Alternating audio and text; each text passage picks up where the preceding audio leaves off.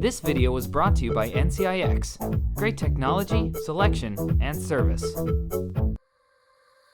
Hello everyone, this is Dimitri with Canucks, and the variety of keyboards that we have available in the market today spans many different budgets, many shapes and forms, and of course the actual switches. Ever since MX Cherry patent expiry, we've seen many companies adopt to new changing trends with exploration of cheaper alternatives like KL switches, but Cooler Master is taking an entirely different approach with the release of their Novatouch TKL or 10 keyless keyboard featuring hybrid electrostatic capacitor switches that are actually one of the most expensive switches on the market, bringing the retail price for this keyboard to $199 for this non-fancy on the outside but a premium quality switch on the inside. The form is very basic, it is 10 keyless, there are no macros, no backlighting, so it's as barebone as you can get. Their logo is even sort of hidden at the back with a micro USB connector. So on the good side, the cable is removable. It comes with a 90-degree exit routed through the right, but a more sturdy full USB or even mini USB plug would be more ideal, as already the micro USB showed signs of wobble. The keyboard is stable thanks to large rubber pads at the bottom plus rubberized razors to angle the keyboard. The media keys are set into your function keys along with the Windows lock. Plus we have this 1, 2, 4 and 8x factor of button execution.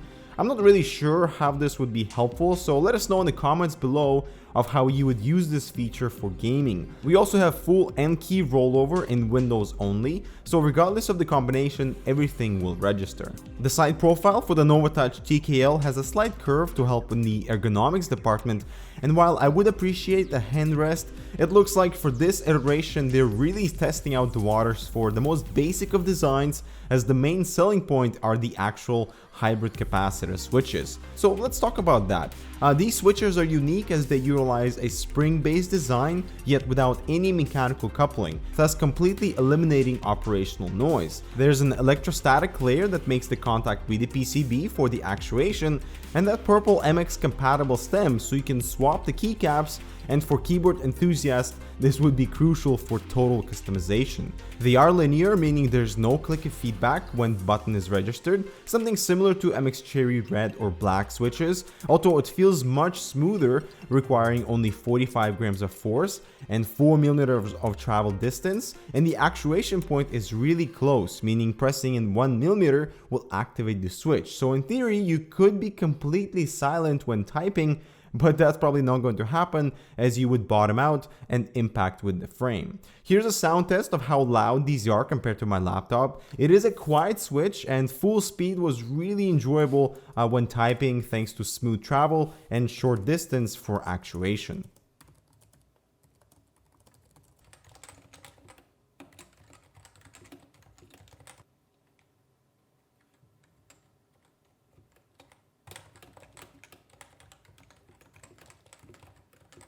Included in the package is a little handy tool to help with keycap swap, and you also get a bunch of these O-rings that you mount on the underside of the key that's supposed to muffle the bottoming out effect. Here's a sound test and I want you to hear if you can notice the difference.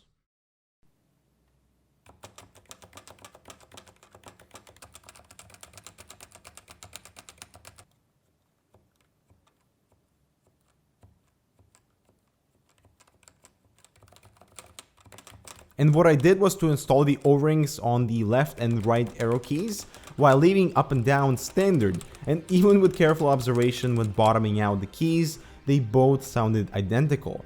I did however put the O-rings on all the larger keys like the spacebar, enter, backspace and shift that did muffle out the impact. I feel the best part of the switch is the debounce. It is almost instantaneous, so for speedy typers this would be really attractive, and for gamers as well, as long as you don't mind the TKL approach.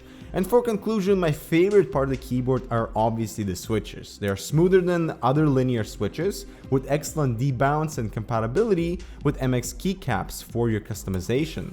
The removable cable is nice, plus I'm happy they've stuck with their already nice and simple keyboard design. Of course, for $200, despite the inclusion of a quality switch, not everyone would find the value in this keyboard, as the lack of a numpad and backlit keys definitely limits the target audience to a great extent.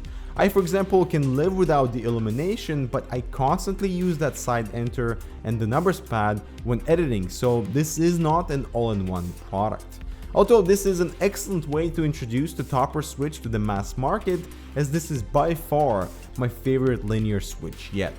So what do you guys think of this move from Cooler Master, and are you hoping for more companies to jump onto the topper switch or their own implementation of this hybrid capacitive switch, or stay within the margins of MX Cherry designs? So let me know in the comments below. As always, thanks for watching, make sure to subscribe for more similar content, and we'll see you in the next one.